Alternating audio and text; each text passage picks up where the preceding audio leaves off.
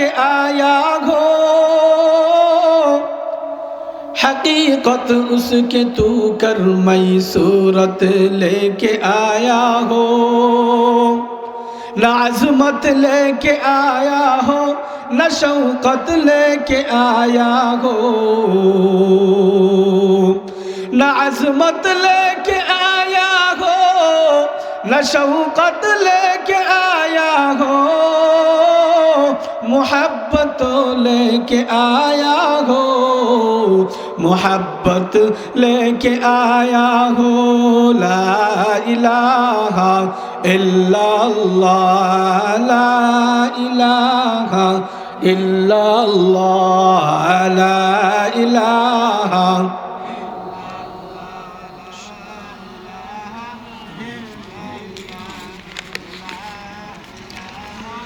आशाय आशाय जनम गेल खुदा,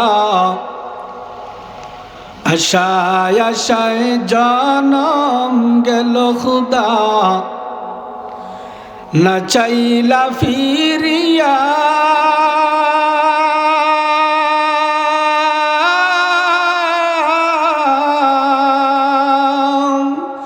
আর কত কাল থাকবো মালিক তোমার দিদার পানে চায়া, আর কত কাল থাকবো মালিক তোমার দিদার পানে চায়া। বলেন আশায় আশায় জনম গেল খুদা, আশায় আশায় জনম গেল খুদা, না চাইলা ফিরিয়া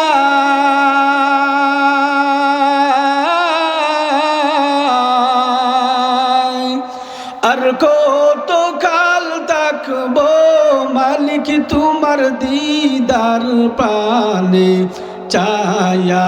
বলেন আর কত কাল থাকবো মালিক তোমার দিদার পানে। তুমি মুসার সনে কইলা কথা, মুসার সনে কইলা কথা, তোর পাহাড়ে নিয়া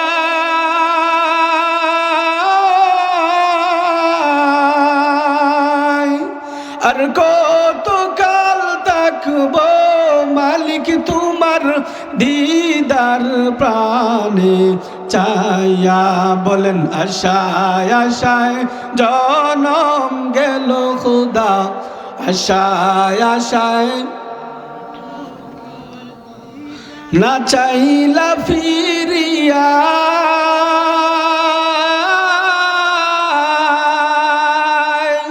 আর কত কাল থাকবো মালিক তোমার দিদার পানে চায়া। আলহামদুলিল্লাহ, আল ইনাস ফাউন্ডেশন ত্রিশাল ময়মনসিংহের উদ্যোগে চতুর্থ বার্ষিক ইসলামী মহাসম্মেলন। মোহতারাম সদর সম্মানিত সভাপতি, সামনে উপবিষ্ট দিন প্রিয়, ইসলাম প্রিয়, দিনদার ইমানদার মুসলমান ভাইয়েরা, বুড়া বাবারা, যুবক ভাইয়েরা, পর্দার আড়ালের মা ও বোনেরা, বিশ্বজগতের মালিক, বিশ্ব প্রতিপালকের বিশ্ব দরবারে কালিমাতুশ শুকুর যে মহান আল্লাহ পাক আমাদেরকে গভীর রাত পর্যন্ত দ্বীনি মজলিসের নিচে উলামাদের জবান থেকে কোরআন এবং হাদিসের কথাগুলো শোনার জন্য এখনো পর্যন্ত বসিয়ে রাখছেন। এজন্য সকলেই দিল থেকে বলি আলহামদুলিল্লাহ। মুহতারাম হাজিরিন, হাসরের ময়দানে বহু মানুষ রাত জেগে গুনাহ করার অপরাধে জাহান্নামে যাবে, যাবে কিনা? আল্লাহ পাক যেন আমাদেরকে গভীর রাত পর্যন্ত জাগাটা কিয়ামতের দিন জাহান্নামের আগুন থেকে মুক্তির উসিলা হয়, সকলে বলি আমিন। মুহতারাম হাজিরিন, সেই সন্ধ্যার পর থেকে আপনারা যোগ্য বুজুর্গ ওয়াইজদের জবান থেকে ঐশী নূরে নূরান্বিত কুরআনুল কারীম এবং হাদিস থেকে আলোচনা শুনতেছেন। শেষ সময় আমি আপনাদের সামনে বসেছি, কুরআনুল কারীমের মাশহুর একটা আয়াতে কারিমা পাঠ করেছি। একান্ত ব্যক্তিগতভাবে একটা বিষয় নিয়ে কিছু কথা আপনাদের সাথে আমলের নিয়তে বলার নিয়ত করেছি। বর্তমান সময়ে সমসাময়িক বহু আলোচনা আপনারা উলামাদের জবান থেকে শুনেন। আমি একটা আলোচ্য বিষয় নিয়েছি, যেহেতু বর্তমান সময় বাংলাদেশের বর্তমান সময়ে 70% মানুষ, বিশেষ করে ছেলেরা পিতামাতার অবাধ্য। এই সময় এসে মা বাবাদের কদরদানি দিন দিন কমতে চলেছে। মা বাবাকে কথা মতো সন্তান চলে না। মা বাবারা সন্তানের বিরুদ্ধে শেকায়াত, সন্তানেও মা বাবার ব্যাপারে শেকায়াত। এই গভীর রজনীতে যদি দুই একটা কথাও যদি কারো হৃদয়ে রেখাপাত করে, আমি আশাবাদী আল্লাহ তাআলা হয়তো এই আলোচনার মাধ্যমে আমাদেরকে নাজাতের উসিলা দিয়ে দিবেন। মুহতারাম হাজিরিন, দুনিয়াতে আল্লাহ পাক রব্বুল আলামিন প্রত্যেকটা জিনিসের সৃষ্টির এক একটা সিস্টেম আছে। মানুষ সৃষ্টিরও একটা সিস্টেম আছে। যেমন মানুষের গর্ভ থেকে মানুষ দুনিয়াতে আগমন করেন। মহান রব্বুল আলামিন মা বাবার সম্পর্কে কুরআনুল কারীমে আল্লাহ পাকের ইবাদতের কথা যত জায়গায় বলেছেন, আল্লাহ পাকের ইবাদতের কথার পাশাপাশি আল্লাহ পাক মা বাবার সাথে সন্তানদের সুন্দর আচরণ, ভালো ব্যবহারের কথাও বলেছেন। আচ্ছা বলেন তো, আল্লাহ পাক যেই কথাটা বলেন, এই কথাটার দাম কম না বেশি? হ্যাঁ, আল্লাহ পাক রব্বুল আলামিন যত জায়গার মধ্যে কুরআনুল কারীমের আল্লাহ পাকের ইবাদত করার কথা বলেছেন, মহান রব্বুল আলামিন এই পৃথিবীর জমিনে মানুষদেরকে আল্লাহ পাক একটা হুকুম দিয়েছেন যে পৃথিবীর মানুষ তোমরা যতদিন দুনিয়ার জমিনে বেঁচে থাকবে, একদিন নয়, 2 দিন নয়, তুমি 30 বছর, 40, 50, 60, 70, 100 বছরেই যদি বেঁচে থাকো, 100 বছর বেঁচে থাকবে, ওই 100 বছর পর্যন্তই তুমি শুধুমাত্র আমি আল্লাহর ইবাদত করবে। আল্লাহ তাআলা মানুষদেরকে বললেন, ও পৃথিবীর মানুষ, দুনিয়ার জমিনে তুমি যতদিন বেঁচে থাকবে ততদিন পর্যন্ত আমি আল্লাহর গোলামি করবে। আমি আল্লাহর ইবাদতের বাউন্ডারির বাহিরে তোমার যাওয়ার কোনো অনুমতি নাই। কোনো মাজারে গিয়ে সেজদা দেওয়ার অনুমতি আছে? হ্যাঁ, কোনো বাবার কাছে গিয়ে সেজদা দেওয়ার অনুমতি আছে? সেজদা কার জন্য হবে? আল্লাহ বলেন, ও মানুষ শোনো, পৃথিবীর জমিনে তোমরা যতদিন বেঁচে থাকবে ততদিন আমি আল্লাহ পাকের ইবাদত করবে। এ মানুষ, আমি আল্লাহর পক্ষ থেকে আরেকটা নির্দেশ তোদের উপর, পৃথিবীর জমিনে তোরা যতদিন থাকবি তোদের মা বাবার সঙ্গেও তোরা ভালো ব্যবহার ততদিন করবি। মা বাবার সঙ্গে ভালো ব্যবহার করার কারণ কি? আল্লাহ পাক মানুষ সৃষ্টি করেছেন, এই মানুষদেরকে আল্লাহ পাক সৃষ্টি করার পর এই মা বাবার মাধ্যমে পৃথিবীতে আগমন করাইছে। মা বাবার মাধ্যম ব্যতীত আল্লাহ পাক পৃথিবীতে কোনো মানুষ পাঠান নাই। হ্যাঁ, কখনো কখনো আল্লাহ ঈসা আলাইহিস সালামকে বাবা ছাড়া দুনিয়ায় আগমন করাইছেন, আল্লাহ পাকের কুদরত প্রকাশ করেছেন। কখনো কখনো মা ছাড়া হযরত হাওয়া আলাইহিস সালামকে পৃথিবীতে আগমন করাইছে, আল্লাহ পাকের কুদরতের শক্তি প্রকাশ করেছেন। আবার কখনো কখনো মাও ছাড়া বাবাও ছাড়া কেবলমাত্র আল্লাহ পাকের হুকুমের মাধ্যমে আবুল বাশার বাবা আদম আলাইহিস সালামকে দুনিয়ায় সৃষ্টি করেছেন। ঠিক না? এছাড়া কিয়ামত পর্যন্ত দুনিয়াতে যত মানুষ আগমন করবে তার মাও থাকবে, তার বাবাও থাকবে। এজন্য আল্লাহ পাক মা বাবার পক্ষে উকিল হয়ে কুরআনুল কারীমের মধ্যে বলেন, ওয়া কাদা রাব্বুকা আল্লা তা'বুদু ইল্লা ইয়্যাহ। এ পৃথিবীর মানুষ, তোমরা যতদিন দুনিয়াতে বেঁচে থাকবে ততদিন আমি আল্লাহর ইবাদত করবে। পরের অংশে আল্লাহ বলেন ওয়া বিল ওয়ালিদাইনি ইহসানা। হে পৃথিবীর মানুষ, আমি আল্লাহর গোলামি তোমার উপর যেমন ফরজ, আমি আল্লাহর পক্ষ থেকে তোমার জন্য তোমার মা বাবার খেদমত করাও ফরজ। মা বাবার খেদমত করা কি? এ মানুষ, শুধু তাই নয়, মা বাবার সাথে ভালো ব্যবহার করার নির্দেশ আল্লাহ দিয়েছেন। যদি তোমার মা বাবা তোমার উপর জুলুম করে, মা বাবা যদি কাফেরও হয়, তারপরেও সন্তানের জন্য মা বাবার খেদমত করা কিন্তু ফরজ। মা বাবা যদি ফাসিক হয়, তারপরেও সন্তানের জন্য মা বাবার খেদমত করা ফরজ। আল্লাহ অন্য আয়াতে বলেন ওয়াসাইনাল ইনসানা বিওয়ালিদাইহি হামালাতহু উম্মুহু ওয়াহানান আলা ওয়াহনি ওয়া ফিসালুহু ফি আমাইনি আনিশকুর লি ওয়া লিওয়ালিদাইক ইলাইয়াল মাসির।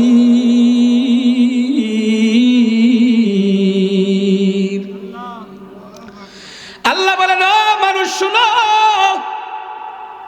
তোমার মা বাবা যদি তোমার পাওনা জমিন থেকে তোমাকে বঞ্চিত করে দেয়, তোমার পাওনা বিটা থেকেও যদি তোমাকে বঞ্চিত করে দেয়, এরপরেও কিন্তু তোর মা বাবার সাথে খারাপ আচরণ করার অনুমতি আমি আল্লাহ দেই নাই।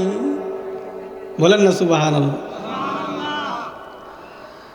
পাওনা জমিন থেকে, পাওনা বাড়ি থেকে, পাওনা বিল্ডিং থেকে যেমন বাবার সম্পদ সন্তানে পায়, এ সন্তানেরা তোমাকে যদি তোমার মা বাবা সম্পদ থেকে বঞ্চিত করে দেয়, তারপরেও কিন্তু তুমি তোমার মা বাবার সাথে খারাপ আচরণ করতে পারবে না। বর্তমান সময়ে ছেলে সন্তানেরা মা বাবাকে টাকার জন্য খুন করে, কথা কানা করেনি? আল্লাহর বিধান, তোমাকে যদি বাড়ি থেকে বঞ্চিত করে দেয়, তারপরেও তুমি মা বাবার সঙ্গে খারাপ আচরণ করতে পারবা না। শুধু তাই নয়, আল্লাহ অন্য আয়াতে বলেন ওয়াসাইনাল ইনসানা বিওয়ালিদাইহি ইহসানা। আল্লাহ বলেন, ও পৃথিবীর মানুষ শোনো, আমি আল্লাহ তোমাকে নির্দেশ দিলাম তোমার মা বাবার সাথে ভালো ব্যবহার করবা। অন্য আয়াতে আল্লাহ বলেন ওয়াসাইনাল ইনসানা বিওয়ালিদাইহি হুসনা। এ সন্তানেরা শুনো, তোমার মা বাবার সঙ্গে শুধু ভালো ব্যবহার নয়, আমি আল্লাহর নির্দেশ তুমি তোমার মা বাবার সঙ্গে উত্তম আচরণ করবা। কি আচরণ? শুধু ভালো ব্যবহার নাই, তুমি তোমার মা বাবার সঙ্গে উত্তম আচরণ করবা। এখানে যারা আছেন, মাইকের আওয়াজ যাদের কানে পুষতেছেন, সবারই কিন্তু বাপ মা আছে, হয়তো কারো মরা আর কারো জীবিত আছে না? বাপ মা ছাড়া কেউ আছে দুনিয়া? আল্লাহ বলেন, ও মানুষ শুনো, আমি আল্লাহর নির্দেশ শুধু ভালো ব্যবহার নয়, আমি আল্লাহর নির্দেশ উত্তম ব্যবহার। উত্তম ব্যবহার কাকে বলা হয়? এ মুসলমান, গভীর মনোযোগ। ভালো ব্যবহার, আপনাকে একজনে গালি দিল, আপনি তাকে খালি গালি দিলেন না, বরং তাকে মাফ করে দিলেন, এটা হলো ভালো ব্যবহার। আর উত্তম ব্যবহার কাকে বলা হয়?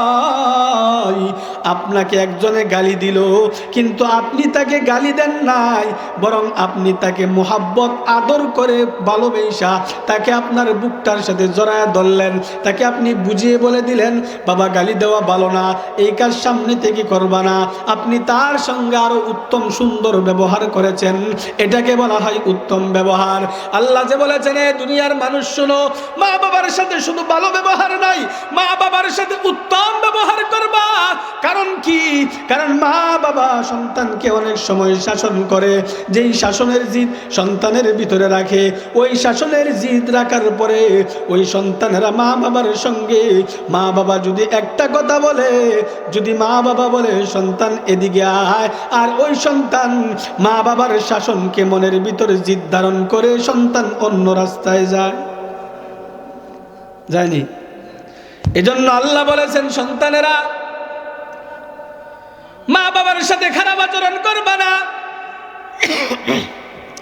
আমি আল্লাহর নির্দেশ, দুনিয়াতে তুমি যতদিন বেঁচে থাকবা আমি আল্লাহর ইবাদত করবা, আমি আল্লাহর ইবাদত করার পাশাপাশি তোমরা মা বাবার খেদমত করবা।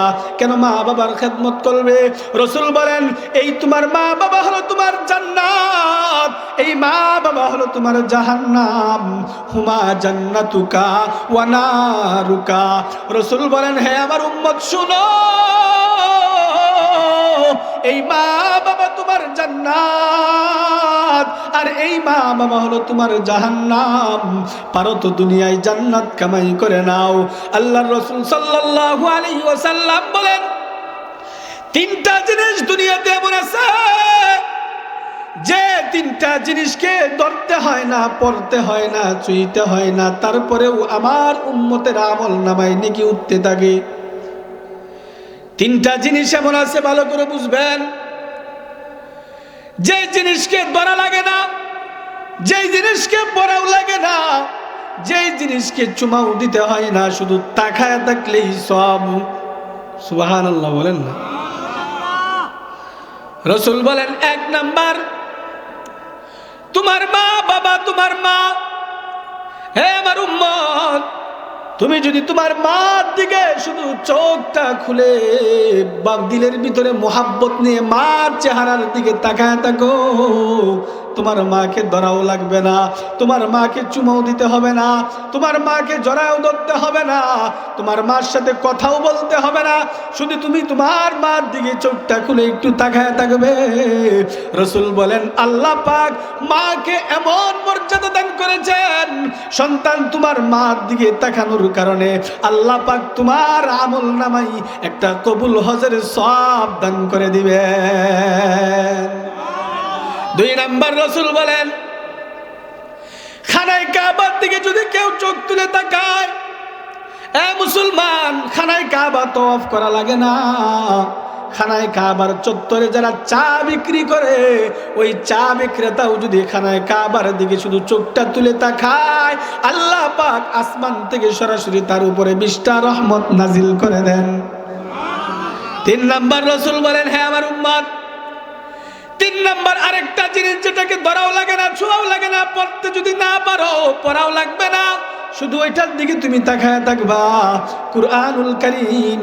এই কুরআনুল কারীমের দিকে যদি কোনো মানুষ শুধু চোখ খুলে তাকিয়ে থাকে, আল্লাহর রাসূল বলেন, আমার উম্মত জয়টা অক্ষরের দিকে তাকাবে, যতটা অক্ষরের দিকে তাকায় থাকবে, প্রত্যেক অক্ষরের বিনিময়ে আমার ওই উম্মতের আমল নামাই সব দিতে থাকবে। এজন্য রাসূল বলেন, হে আমার উম্মত, মার দিকে শুধু তাকায় থাকবা, তাহলে তোমার আমল নামায় সব ঢুকবে। হে মুসলমান, আল্লাহ পাক দুনিয়াতে নারীদের মধ্যে, আমাদের মধ্যে সবচেয়ে, নারীদের ভিতরে সবচেয়ে সম্মানিত করেছেন আমাদের মাদেরকে। এ মা বোনেরা শুনেন, আল্লাহ পাক আপনাদেরকে ইজ্জত সম্মান মাকাম এত বাড়াইছে দুনিয়ার জমিনে। আল্লাহ পাক রব্বুল আলামিন বলেন, এ পৃথিবীর মানুষ, তোমার মার প্রতি তুমি ইহসান করো, তোমার মার প্রতি তুমি সুন্দর আচরণ করো, তাহলে দুনিয়াতে আল্লাহ পাক তোমার জিম্মাদার হয়ে যাবে। দুনিয়া থেকে আল্লাহ পাক তোমার পেরেশানি দূর করে দিবেন, দুনিয়া থেকে আল্লাহ পাক তোমার অভাব দূর করে দিবেন, দুনিয়া থেকে আল্লাহ পাক তোমার দুশ্চিন্তা দূর করে দিবে। যদি মানুষ মা বাবাকে খুশি রাখতে পারে, মা বাবার সঙ্গে ভালো আচরণ করতে পারে, মহান আল্লাহ পাক ওই সন্তানকে কিয়ামতের দিন বিনা হিসাবে জান্নাত দান করে দিবেন, বিনা হিসাবে জান্নাত দিবেন। মা বাবার কি মর্যাদা! কিন্তু বর্তমান সমাজে আমাদের সন্তানদের অবস্থা কি? রাসূল বলেন, হে আমার উম্মত, দুনিয়ার জমিনে তুমি যত ইবাদত গুজার হও, যত বড় আবেদ হও না কেন, যদি তোমার মা বাবা তোমার প্রতি সন্তুষ্ট না থাকে, খুশি না থাকে, তাহলে তোমার সব আমল বৃথা, সব আমল শেষ। হতে পারো কোরআনের হাফেজ, হতে পারো আলেম, হতে পারো তুমি মুহাদ্দিস মুফাসসির, হতে পারো তুমি পীর বুজুর্গ আউলিয়া, হতে পারে তুমি যত বড়ই কুতুব হও না কেন, রাসূল বলেন যদি তোমার মা বাবা তোমার উপর সন্তুষ্ট না থাকে, আসমান থেকে আল্লাহ পাক তোমার উপর নারাজ হয়ে যাবে। আর যে বান্দা বান্দির, যে ব্যক্তির উপরে আল্লাহ পাক নারাজ হয়ে যাবে, ওই ব্যক্তি যতই আমল করুক না কেন তার আমল কবুল হবে না। হবে? বনি ইসরাইলের জামানায় একজন আবেদ ছিলেন, আবেদ, অনেক বড় তাহাজ্জুদ গুজার, অনেক বড় ইবাদত গুজার, অনেক বড় ইবাদত গুজার। সমাজের ভিতরে তার প্রচলন এত বেশি প্রচার হয়েছে যে সে সারা রাত নফল নামাজ পড়ে, সারা রাত নামাজ পড়ে, কোরআন তেলাওয়াত করে, কিতাব পড়ে, তাওরাত পড়ে, সারাদিন রোজা রাখে। এত বড় একজন আবেদ যে বনি ইসরাইলের জামানায় তার প্রচার হয়ে গেছে, এত বড় একজন আবেদ, নাম তার জুরাইজ। কি নাম? হযরত জুরাইজ। এত বড় ইবাদত গুজার, সে তার মার সঙ্গে একদিন তার মাকে কষ্ট দেওয়ার কারণে তার সমস্ত ইবাদত বৃথা। জুরাইজ একদিন নামাজে দাঁড়াইছে, নামাজ পড়তেছে, আল্লাহর সামনে দাঁড়ায় আছেন। এমন সময় তার মা পিছন দিক দিয়ে গিয়ে ডাক দিছে, হে জুরাইজ, হে আমার সন্তান শুনো। জুরাইজকে তার মা ডাকে, কিন্তু জুরাইজ চিন্তা করে আমি যেহেতু নামাজ আদায় করতেছি, মার ডাকে একটু পরে সারা দিলেও চলবে, যেহেতু নামাজে দাঁড়ায় আছি, আল্লাহর সামনে দাঁড়ায় আছি, মার চাইতে আল্লাহ বড়, আমি ইবাদত করতেছি, মার ডাকে একটু পরে সারা দেয়। কিন্তু এদিক দিয়ে তার মা তাকে ডাকতে ডাকতে এক সময় ক্লান্ত হয়ে গেছে, মার চেয়ে অসন্তুষ্ট হয়ে গেছে। মার অসন্তুষ্টটা সাথে সাথে আসমানের উপরে উঠে গেছে। জুরাইজ এত বড় ইবাদত গুজার, হঠাৎ করে একদিন বনি ইসরাইলের মধ্যে একটা অসৎ নারী, চরিত্রহীন একটা নারী, সে তার পেটের মধ্যে সন্তান আসছে, নারীটা এলাকার মধ্যে প্রচার করেছে আমার এই পেটের সন্তানের বাবা হলো জুরাইজ। কে? আসলে কি জুরাইজ? জুরাইজ তো আবেদ, কিন্তু বনি ইসরাইলের মধ্যে প্রচার করে দিলেন, মহিলা চতুর্দিকে এলান করে দিলেন আমার পেটের সন্তানের বাবার নাম হলো জুরাইজ। এলাকার মানুষ সবাই মিলে জুরাইজকে ধরলেন, কি ব্যাপার, দেখতে ভালো কিন্তু ভিতরে তো শয়তান। সমাজে কিছু মানুষ এমন আছে, হ্যাঁ, টুপিওয়ালা হুজুরদেরকে দেখলে বলে টুপির নিচে শয়তান আছে, কথা কানা বলে কিনা? সাবধান, এমন কথা কাউকে বলবেন না। এবার তারা বলতে শুরু করলেন, ব্যাপার কি, দেখতে ভালো দেখা যায় কিন্তু ভিতরে ভিতরে তুমি এত খারাপ। এই মহিলার সঙ্গে তুমি কোন সময় কখন ব্যভিচার করেছো, কখন জিনা করেছো বলো।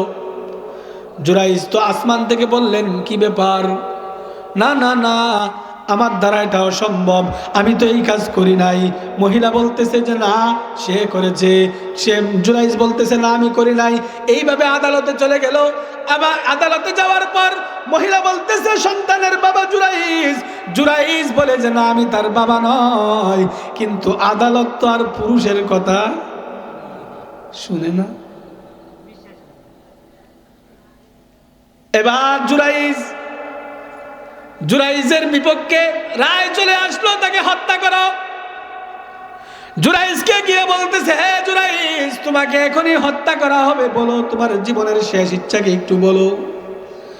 জুরাইজ বলতেছেন, হে বিচারক শুনেন, যেহেতু আমাকে হত্যা করবেন, আমি নির্দোষ হওয়ার পরেও আমাকে হত্যা করবেন, আমার কোনো আফসোস নাই, কোনো দুঃখ নাই, কিন্তু আমার জীবনের শেষ একটা চাওয়া, ওই চাওয়াটা আমার পূরণ করেন।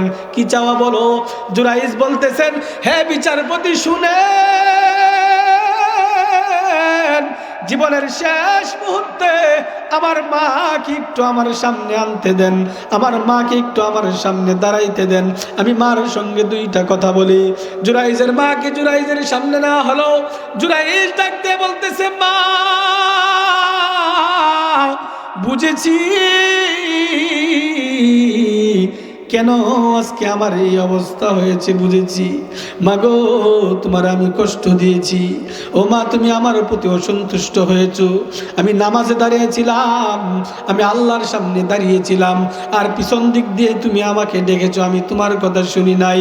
মা, আমি ভেবেছিলাম হয়তো আমি আল্লাহর ইবাদত করতেছি, তোমার চাইতে তো আল্লাহ বড়, আমি আল্লাহর ইবাদত করি, তোমার ডাকে একটু পরেও সাড়া দেই, এই জন্য আমি নামাজে দাঁড়িয়েছিলাম। মাগো মা, তোমার কাছে আমি মাফ চাই, আর তোমাকে কষ্ট দিব না। আমার জীবনের শেষ মুহূর্ত এখন চলে আসছে, তুমি আমাকে মাফ করে দাও। জুরাইজের মা জুরাইজকে বললেন, হে সন্তান শুনো, তোমাকে, তুমি যদিও আল্লাহর ইবাদতের সামনে দাঁড়িয়েছো, নামাজে দাঁড়িয়েছো, আল্লাহর ইবাদত করতেছো, কিন্তু আমি তো তোমার মা, আমি তো তোমাকে গর্ভে ধারণ করেছি, আমি তো তোমাকে গর্ভে ধারণ করেছি। হ্যাঁ জুরাইজ, আমার প্রয়োজনে আমি তোমাকে ডেকেছিলাম, আর তুমি আল্লাহর সামনে দাঁড়িয়েছিলা। এটা কোনো ফরজ ইবাদতও ছিল না, ফরজ নামাজও ছিল না, নফলে দাঁড়িয়েছিলা। জুরাইজ রে, তোমার নফলের চাইতে তোমার মার কথাটা বেশি শোনা জরুরি। হ্যাঁ জুরাইজ শুনো, যেহেতু তুমি আমার ডাকে সাড়া দাও না, এই কারণে আমি মা একটু কষ্ট পেয়েছি। যা বাবা, আমি তোরা এখন মাফ করে দিলাম। জুরাইজ এবার খুশি হয়ে গেলেন। খুশি হয়ে এবার বিচারপতিকে ডাক দিয়ে বলতেছেন, হে বিচারপতি শুনেন, যেহেতু আমার জীবনের শেষ সময় এসেছে, তাহলে এবার আমি আপনার সামনে একটা সাক্ষী উপস্থাপন করব। যদি ওই সাক্ষী বলে যে আমি জুরাইজের বাবা, আমি এই সন্তানের বাবা, তাহলে আমাকে ফাঁসি দিবেন, আমাকে হত্যা কইরেন। আর যদি ওই সাক্ষী বলে যে না, আমি এই সন্তানের বাবা না, তাহলে আমাকে মুক্তি দিবেন কিনা? বিচারক বললেন, ঠিক আছে, সাক্ষী নিয়ে আসেন। এবার জুরাইজ আল্লাহর উপর ভরসা করে ডাক দিয়ে বলে, হে রব্বুল আলামিন, বুঝেছি মাকে কষ্ট দেওয়ার কারণে আমাকে অপমান করেছেন। আল্লাহ, আমার মা এবার আমার প্রতি সন্তুষ্ট, আপনিও এবার আমার প্রতি সন্তুষ্ট হয়ে যান, আপনি আমাকে সাহায্য করেন। জুরাইজ এবার ওই মহিলার পেটের দিকে ইশারা দিয়ে বলতেছেন, ও পেটের সন্তান, হে শিশু, তুমি বলো তোমার বাবার নাম কি, তুমি বলো। এবার ওই মহিলার পেটের ভিতর গর্ভে থাকা সন্তান, ওই সন্তান পেটের ভিতর থেকে আওয়াজ দিয়ে বলেন, ও বিচারপতি শুনেন, আমি এই লোকের, এই জুরাইজের সন্তান আমি নয়, আমি হলাম অমুক মাঠের অমুক রাখালের সন্তান। আমার মা অমুক রাখালের সাথে অপকর্ম করেছে, আমার মা এখন এই আবেদকে ফাঁসাইছে। হে উপস্থিত লোকেরা শুনেন, এই লোকটা আসলেই ভালো মানুষ, সে কোনো দোষ করে নাই। মহান আল্লাহ পাক রব্বুল আলামিন মাকে অসন্তুষ্ট করার কারণেই দুনিয়াতে তাকে অপমান করলেন, আবার মাকে খুশি করার কারণে আল্লাহ তাআলা মার গর্ভে থাকা এই শিশুর মাধ্যমে এই লোকটার সম্মান বাড়ায়া দিলেন। মুহতারাম হাজিরিন, গভীর রজনীতে শেষ মুহূর্ত চলে এসেছি। শুনেন, রসুলের জিয়ারতের চাইতে, জিহাদের চাইতেও মার খেদমত ফরজ ছিল। রসুলের জামানায় একজন সাহাবী ছিলেন, নাম তার ওয়াইসুল কারনী। যদিও সে রসুলের জামানায় কালিমা পড়েছে, কিন্তু রসুলকে সে সরাসরি দেখতে পারে নাই। ওয়াইসুল কারনী রহমতুল্লাহি আলাই নবীর কাছে চিঠি পাঠায়, ইয়া রাসূলুল্লাহ, ইয়া হাবিবাল্লাহ, আপনাকে দেখতে মনে চায়, আপনার সাথে আমার যুদ্ধে যেতে মনে চায়। ইয়া রাসূলুল্লাহ, কিন্তু আমার মা অসুস্থ, এখন আমি কি করব, আপনি আমাকে বলেন। রাসূল বলেন, ওয়াইস রে, না না না, তোমার অসুস্থ মা যেহেতু ঘরে আছে, আমি নবীর সাক্ষাৎ তোমার কোনো প্রয়োজন নাই, আমি রসুলের সঙ্গে যুদ্ধে যাওয়ারও তোমার কোনো প্রয়োজন নাই। হে মুসলমান শুনেন, রসুলের সাক্ষাৎ করার অনুমতি দেয় নাই ওয়াইসুল করনি রহমতুল্লাহি আলাইহি। নবীর কথা মাইনা মার খেদমত করেছে। ওয়াইসুল করনি খবর পাইছে উহুদের ময়দানে নবীজি সাল্লাল্লাহু আলাইহি ওয়াসাল্লাম যুদ্ধের ময়দানে রসুলের দাঁত মুবারক শহীদ হয়ে গেছে, আর আমার রসুল উহুদের ময়দানে দাঁত ভেঙে ফেলেছে, দাঁত রসুলের শহীদ হয়ে গেছে। আমি ওয়াইসুল করনির একটা দাঁতও রাখবে না। কিতাবের মধ্যে আসছে ওয়াইসুল করনি রসুলের একটা দাঁত ভাঙার খবর শুই না, ওয়াইসুল করনি ঘরে বৈশা তার নিজের হাত দিয়া তার নিজের সবগুলো দাঁত ভেঙে ফেলেছে। কি পরিমাণ মুহাব্বত রসুলের প্রতি ছিল। কিন্তু রসুল বলছে না, যুদ্ধে আসা যাবে না, তোমার মার খেদমত তুমি করো। ওয়াইসুল করনি মার খেদমত করেছে। মার খেদমত করার কারণে ওয়াইসুল করনির মাকাম কত উপরে। নবী আলাইহিস সালাতু ওয়াস সালাম ইন্তেকালের পূর্বে হযরত উমরকে ডাক দিয়ে বলে, উমর, আমার ইন্তেকালের পরে এখানে একটা আশিক আসবে, আমার ইন্তেকালের পরে একটা আশিক আমার রওজার সামনে এসে দাঁড়াবে। হে উমর, যে আশিকটা তার মার খেদমত করার কারণে আমি রসুলের সাথে যুদ্ধ করতে পারে নাই, আমি রসুলের মুলাকাত পাই নাই, আমি রসুলের সঙ্গে দেখাও করতে পারে নাই। হে উমর শুনো, ওই আশিকের মা যখন মৃত্যুবরণ করবে, তার মা মৃত্যুবরণ করার পরে ওই আশিকটা আমার রওজার সামনে আইসা দাঁড়াবে, আইসা আমাকে সালাম দিবে। উমর, তোমাকে আমি বলে যাই, তোমাকে আমি অনুমতি দিয়ে যাই।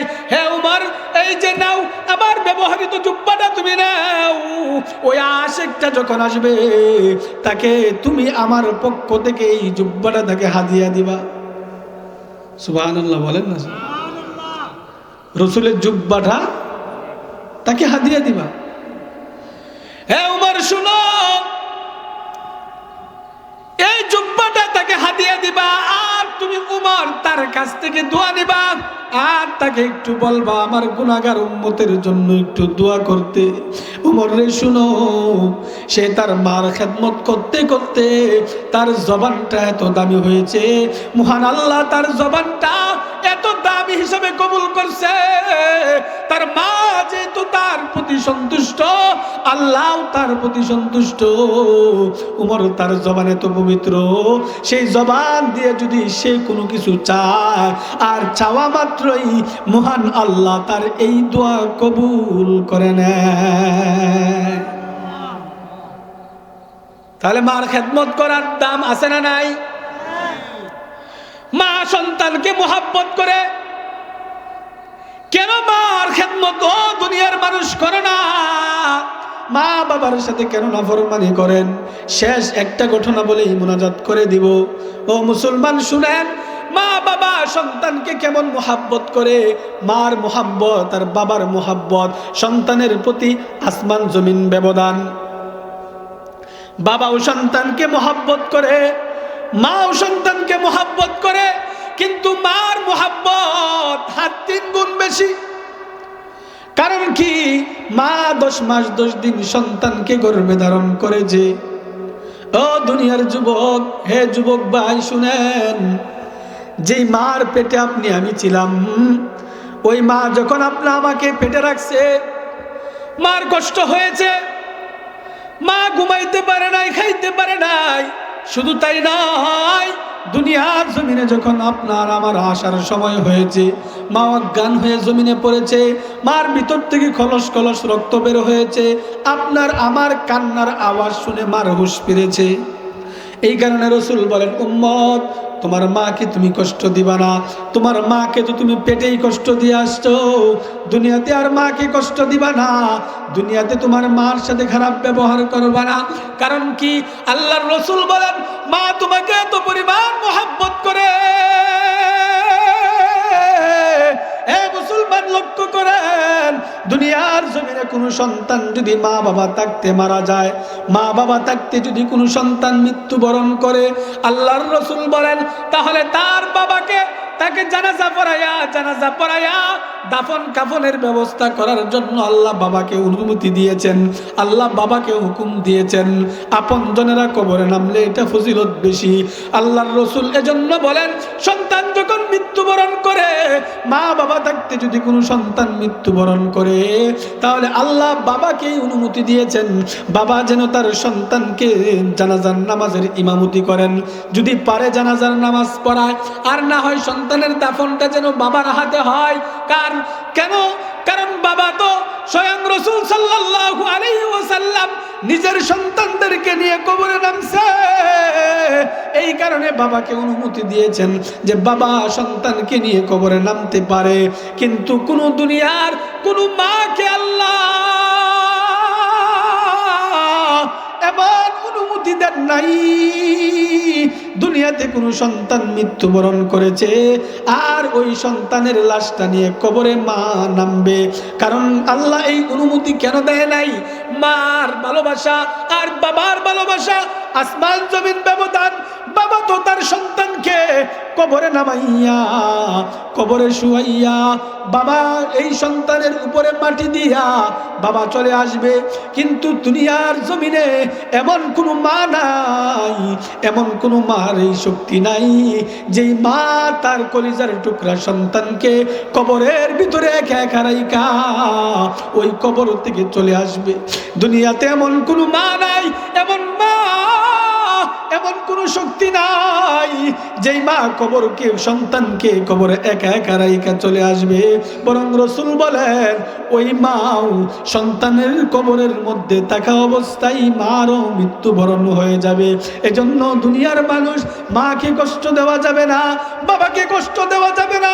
যেই বাবা ছোটবেলায় তোমাকে এত কষ্ট করে লালন পালন করছে, যেই বাবা ছোটবেলায় তোমাকে হাতে ধরে হাঁটা শিখাইছেন, যেই বাবা ছোটবেলায় তোমাকে কাঁধে করে নিয়ে ঘুরছে, এমন বাবাকে কষ্ট দেওয়া যায় না, এমন মাকে কষ্ট দেওয়া যায় না। হে মুসলমান, হে পুরা বাড়ির মুসলমান, শুনেন, এখানে যারা আছেন মাইকের আওয়াজ যাদের কানে পৌঁছে, এখানে যদি আমরা এমন কেউ থাকি যে মাকে আমরা কষ্ট দিয়েছি, বাবাকে কষ্ট দিয়েছি, তাহলে আজকে আমরা বাবার কাছে মাফ চাইবো, মা বাবার কাছে গিয়ে ক্ষমা চাইবো। মহান রব্বুল আলামিনের কাছে হাজার অপরাধ করার পর তামাম দুনিয়ার সব চাইতে নিকৃষ্ট যে সেও যদি আল্লাহর কাছে ক্ষমা পায়, তাহলে আমরাও আল্লাহর কাছে ক্ষমা পাবো। আল্লাহ পাক হাজার অপরাধীকেও ক্ষমা করে। আল্লাহর দরজা থেকে ক্ষমা নেওয়া যেমন সহজ, পৃথিবীর জমিনে এমন কোন সন্তান যদি থাকে যে এই সন্তান মাকে 10 বছর কষ্ট দিয়েছে, 20 বছর কষ্ট দিয়েছে, 15 বছর কষ্ট দিয়েছে, দীর্ঘদিন কষ্ট দিয়েছে, এমন সন্তানও যদি দুনিয়ায় থাকে, তাহলে ওই সন্তানেরাও মা বাবার কাছ থেকে ক্ষমা নেওয়া সহজ। খুতবাতে জুলফিকার আল্লামা নকশবন্দি রহমতুল্লাহ নকশবন্দি দামাত বরকাতুহু উনার কিতাবের মধ্যে একটা ঘটনা উল্লেখ করেছেন। এক সন্তান তার মা বাবাকে কষ্ট দিয়েছে, মাকে বাবাকে 7 বছর পর্যন্ত মা বাবাকে কষ্ট দিয়েছে। কয় বছর? এটাই আমার শেষ ঘটনা। বোঝানোর উদ্দেশ্য, মাকে যদি কেউ কষ্ট দিয়ে থাকি, মার দরজা থেকে মার কাছ থেকে ক্ষমা নেওয়া কতটা সহজ, আল্লাহর কাছ থেকে ক্ষমা নেওয়া যতটা সহজ, তার চাইতেও বেশি মার দরজা থেকে মার কাছ থেকে ক্ষমা নেওয়া সহজ। খুতবাতে জুলফিকারের মধ্যে আসছে, এক সন্তান তার মা বাবাকে কষ্ট দিয়েছে, বিবাহ শাদী করেছে, বিবির খপ্পরে পড়ে শ্বশুরালয়ে চলে গেছেন। 1 বছর যায়, 2 বছর যায়, 7টা বছর চলে গেছে, মা বাবার কোনো খোঁজ খবর নেয় না। 7 বছর পরে যুবক তার শ্বশুরালয়ে ঘর জামাই থাকে। 7 বছর পর যুবক এমন এক রোগে আক্রান্ত হয়েছে, কারণ এদিক দিয়ে মা বাবার কষ্ট আরশে আজিমের মধ্যে উঠে গেছে, আল্লাহ নারাজ হয়ে গেছে। এই কারণে আল্লাহ এই সন্তানের প্রতিও নারাজ হয়ে গেছে। সন্তান এবার শ্বশুরালয়ে অসুস্থ হয়ে পড়েছে, যৌবন বয়সে যৌন রোগে আক্রান্ত হয়েছে, চিকিৎসক তার পুরুষত্ব কেটে দিয়েছেন, এবার তার শ্বশুর বাড়ি থেকে তার ঘাড় ধাক্কা দিয়ে বের করে দিয়েছে, তার স্ত্রী অন্যত্র বিয়ে বসেছে। এবার এই যুবকটা রাস্তা দিয়ে চলে আর চিন্তা করে, হায়রে এত বছর পর্যন্ত কার জন্য কি করলাম, এত বছর কার জন্য আমি কি করলাম, কার জন্য আমি কারে ছাড়লাম। আমার মতো হতভাগা হয়তো আর কেউ নাই। আজকে আমি কঠিন রোগে আক্রান্ত, আমার বাবা আমার পাশে নাই, আমার মা আমার পাশে নাই। শ্বশুরালয়ে ছিলাম, তাদেরকে আপন মনে করেছিলাম। আজকে এই কঠিন দিনে আজকে তারা আমার পাশে নাই। স্ত্রীও অন্যত্র চলে গেল, শ্বশুর বাড়ি থেকে ধাক্কা দিয়ে বের করে দিল। হায়রে আমি কি করলাম, এত বছর আমি কি করলাম। এই ভেবে রাস্তা দিয়ে পাগলের মতো ছুটে, পাগলের মতো চলে আর চিন্তা করে, আইরে এমন কঠিন অবস্থায় যদি আমার মা বাবা আমার পাশে থাকতো, তাহলে আমার মা বাবা হয়তো আমাকে ছাড়তো না।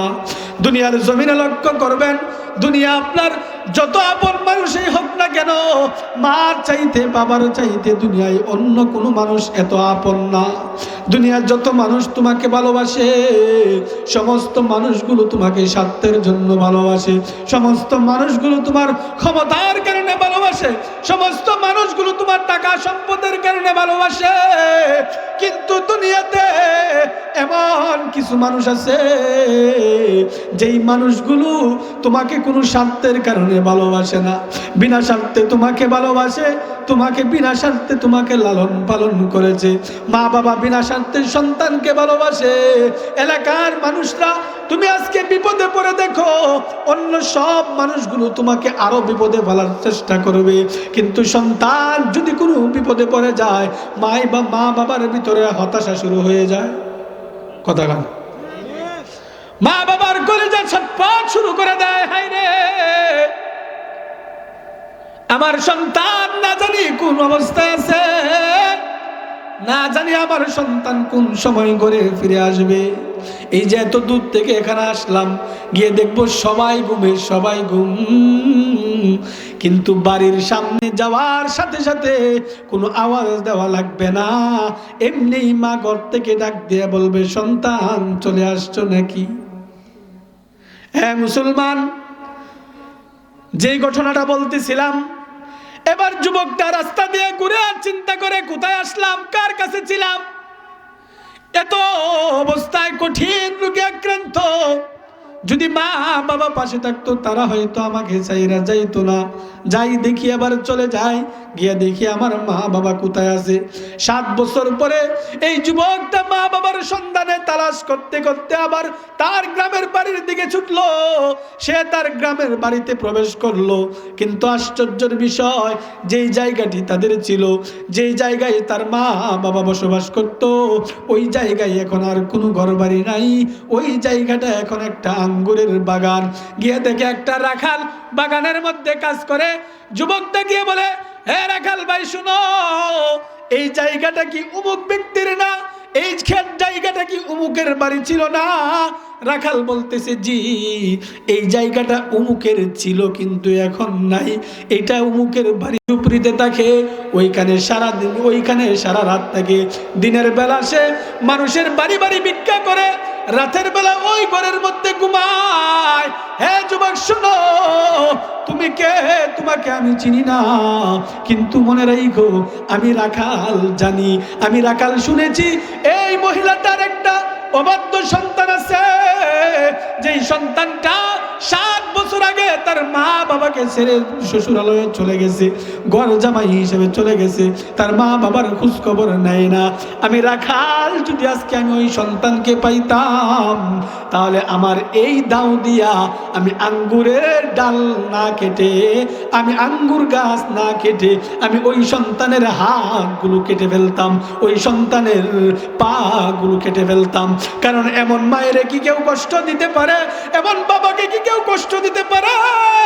যেই মা বাবা দুনিয়ায় সন্তানকে এত কষ্ট করে লালন পালন করে, ওই মা বাবাকে সন্তান 7 বছর পর্যন্ত দেখে না। হ্যাঁ যুবক শুনো, তুমি যদি মহিলার সন্ধানে যেতে চাও, তাহলে দিনের বেলা গেলে তুমি ওই মহিলাকে গিয়ে পাইবা না।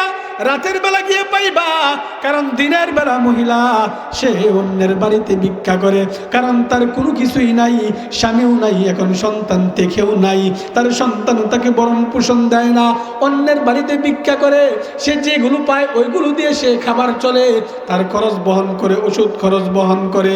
তবে যুবক শুনো, মহিলার সন্ধানে যদি তুমি যেতে চাও তাহলে রাতের বেলা যাইবা। এবার যুবকটা রাখালের কাছ থেকে এমন অপমানিত কথা শুই না, যুবক তার কলিজা ফাইটা রক্ত আসতে শুরু করলেন। হাই রে, এত কঠিন মুহূর্ত আমার বাবা মার, আমার এত কঠিন মুহূর্ত, এমন সময় আমি বাপ মার পাশে থাকতে পারলাম না, আমি কত হতভাগা, আমি কত দুর্ভাগা।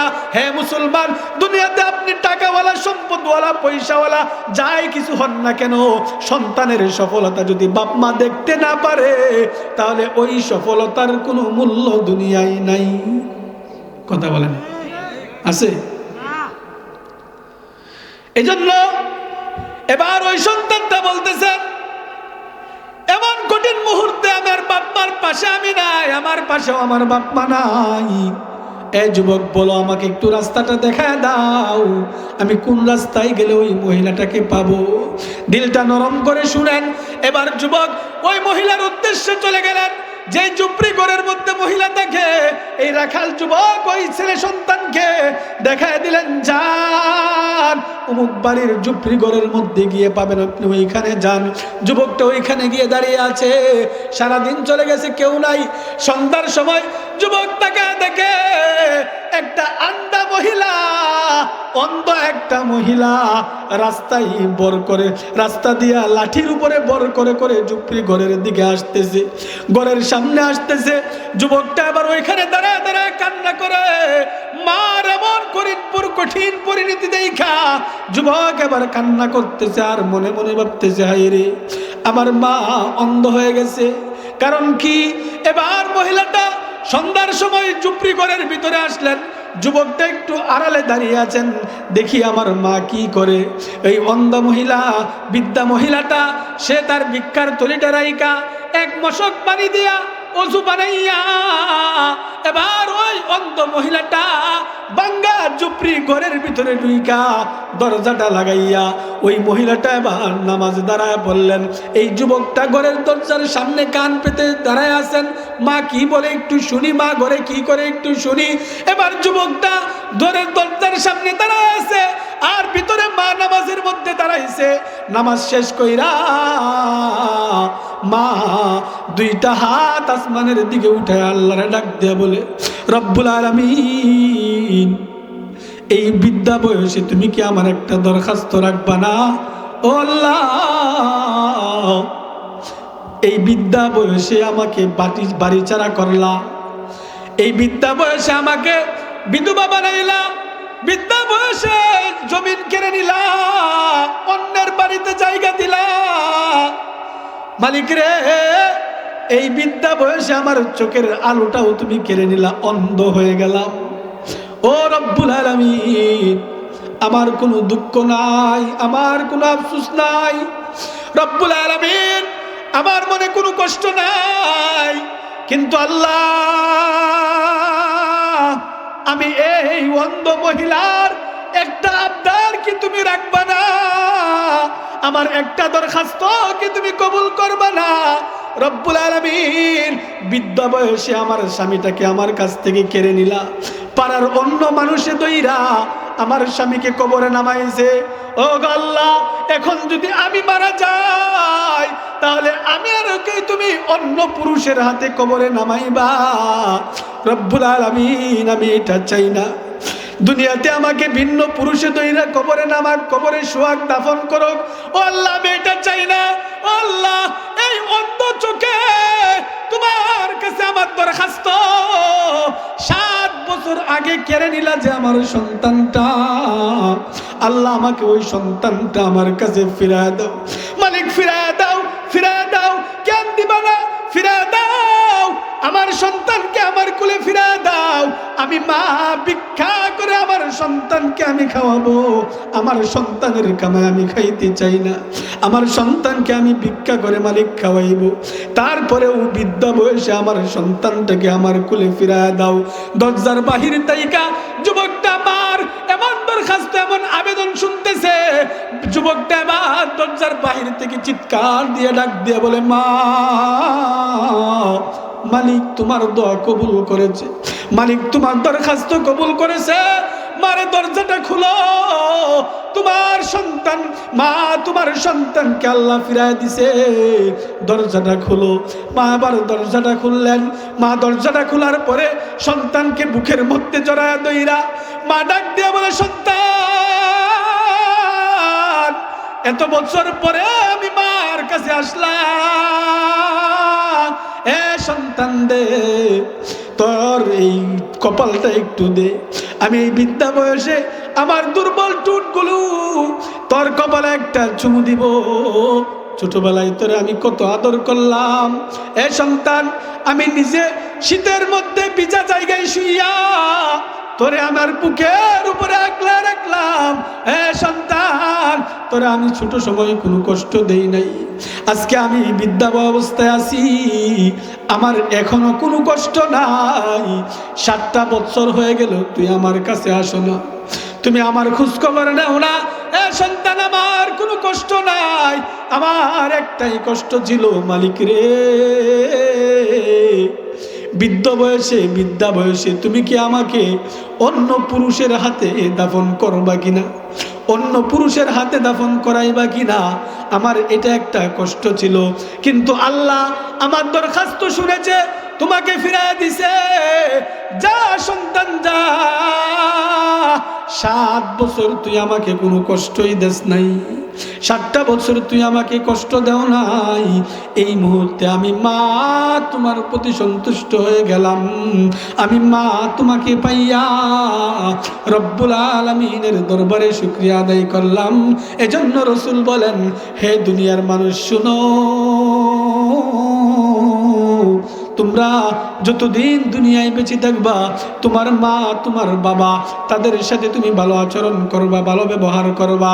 কুরআনুল কারীমের মধ্যে আল্লাহ বলেন, হে বান্দা বান্দি শুনো, ওয়াকাদা রাব্বুকা আল্লা তা'বুদু ইল্লা ইয়্যাহু ওয়া বিল ওয়ালিদাইনি ইহসানা ইম্মা ইয়াবলুগান্না ইনদাকাল কিবারা আহাদুহুমা আও কিলাহুমা ফালা তাকুল লাহুমা উফফিন ওয়ালা তানহারহুমা ওয়া কুল লাহুমা কাওলান কারীমা ওয়া খফিদ লাহুমা জানাহাদ যুল্লি মিনার রাহমা ওয়া কুর রাব্বিরহামহুমা কামা রাব্বায়ানি সগীরা।